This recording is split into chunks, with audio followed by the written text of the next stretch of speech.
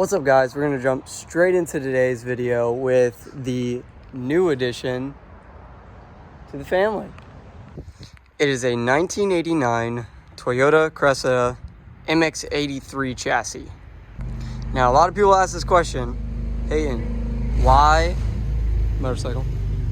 did you buy a third car? Well, I guess fourth if you include the truck.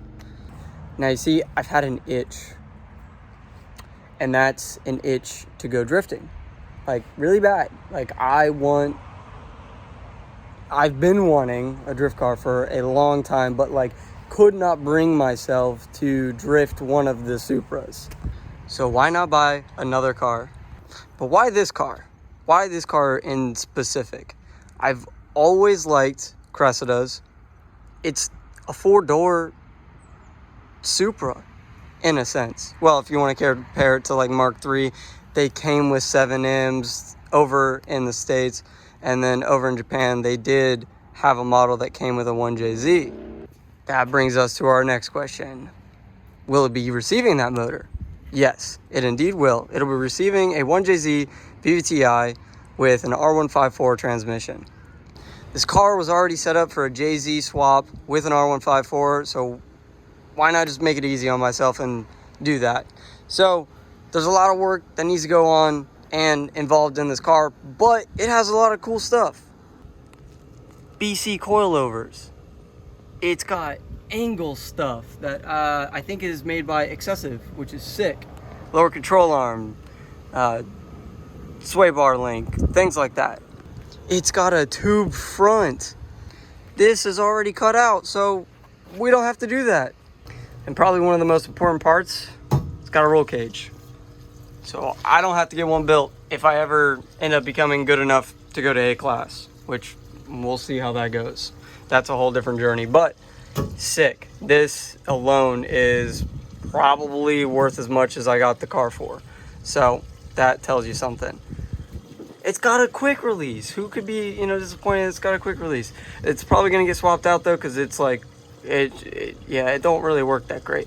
It's got a Nardi steering wheel, almost pronounced that wrong, which I am going to return to the previous owner. This car was very sentimental to him. Him and his dad put it together, so I told him I'd return that to him and he can hang up on his wall. Yes, I know how much they're worth. I'm not worried about that. Came on some okay looking Cosmos, which will probably get swapped out, and also I only have two of them. Because as you can see, I had to put the saw blades on the other side.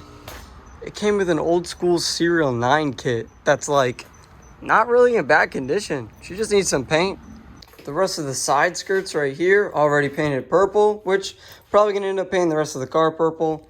And a Bride Lomax 2. The car came with so many parts that it's just, it'd be dumb for me not to buy this car. I mean, it was a deal. It was awesome, and it's what I want.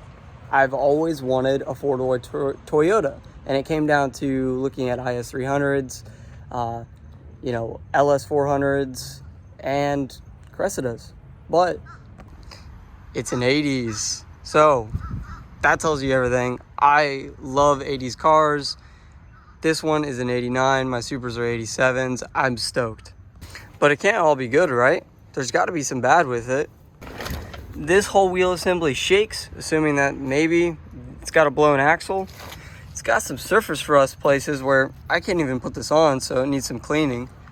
As well as, yeah, that's a problem.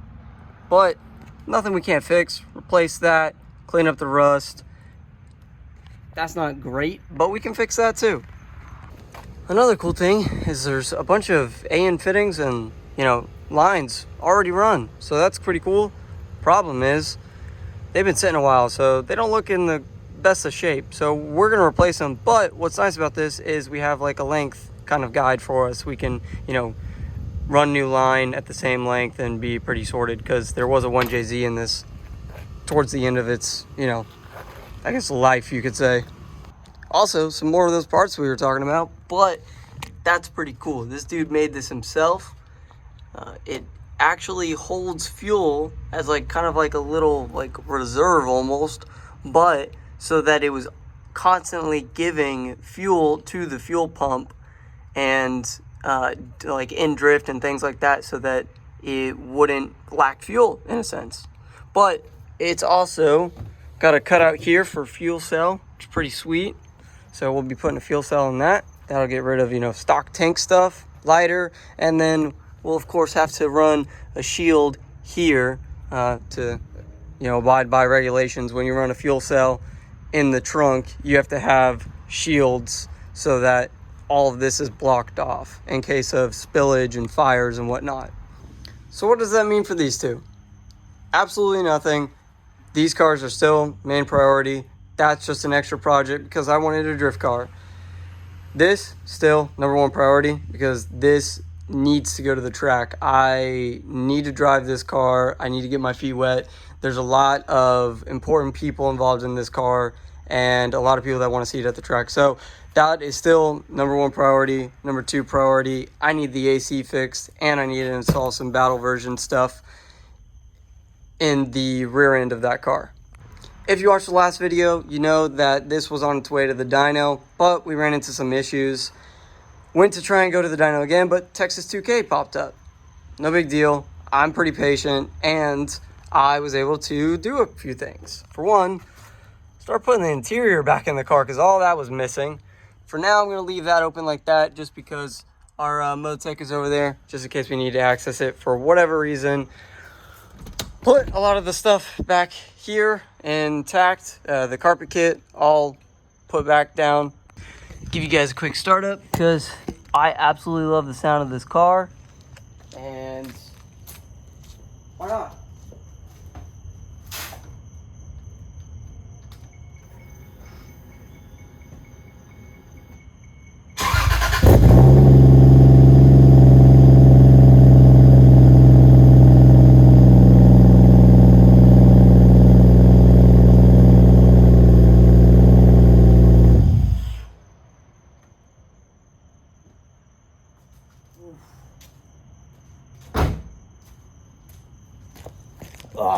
Can't leave it running for too long. I do have neighbors, but yeah, this car, I'm so stoked to drive it.